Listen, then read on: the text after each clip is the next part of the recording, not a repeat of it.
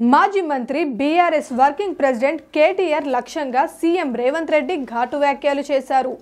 రేవంత్ రెడ్డి అంటే అల్లటప్ప అనుకోవద్దని, కేటీఆర్ తరహాలో తండ్రి పేరు చెప్పుకొని పదవిలో కూర్చున్న వ్యక్తిని కాదని అన్నారు. కార్యకర్త స్థాయి నుంచి సీఎం స్థాయికి ఎదిగానని అన్నారు.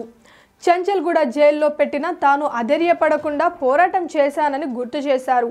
లోక్సభ ఎన్నికల కోసం తెలంగాణ కాంగ్రెస్ పార్టీ చేవెళ్లలో జనజాతర పేరుతో ఓ సభ నిర్వహించింది.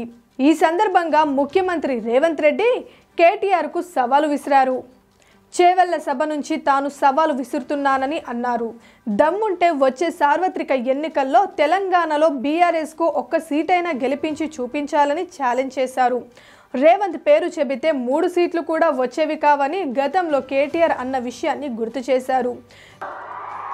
కింది నుంచి కార్యకర్తగా కష్టపడి జెండాలు మోసి లాఠీ దెబ్బలు విని నీ అక్రమ కేసులు ఎదుర్కొని చెర్లపల్లి చంచల్గూడ జైల్లో మగ్గినా భయపడకుండా లొంగిపోకుండా నిటారుగా నిలబడి నిన్ను, నీ అయ్యను, నీ బావను బొందబెట్టి ఇవాళ కుర్చీలో కూర్చున్నాం.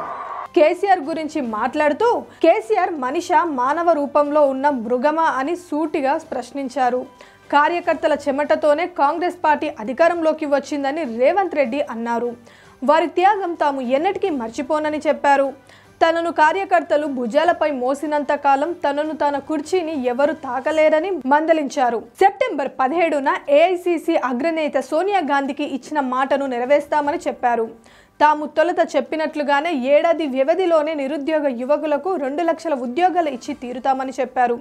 రాబోయే మార్చి 2వ తేదీన మరికొన్ని ఉద్యోగాలు ప్రకటిస్తామని వెల్లడించారు.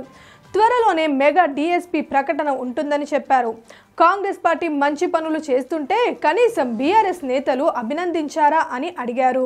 కాంగ్రెస్ ప్రభుత్వం పడిపోతుందని తరచూ బీఆర్ఎస్ నేతలు అంటున్నారని విమర్శించారు. Please subscribe Pragna Media. Please like, share, subscribe to Pragna Media. Pragna Media, please do like, share and subscribe. Please subscribe to Pragna Media. Please like, share and comment if you like the video. Pragna Media.